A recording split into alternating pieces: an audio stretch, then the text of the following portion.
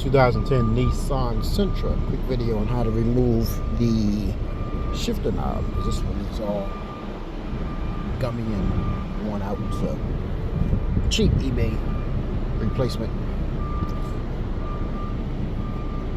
Initially I pried this off, but it's unnecessary. I'm going to paint this the color of the car. But here's how you get it off. Put a screwdriver in there, push that down.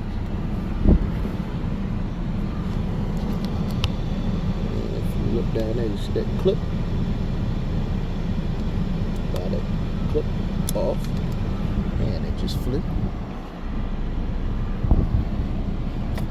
Up and off. Put the mirror on in reverse order.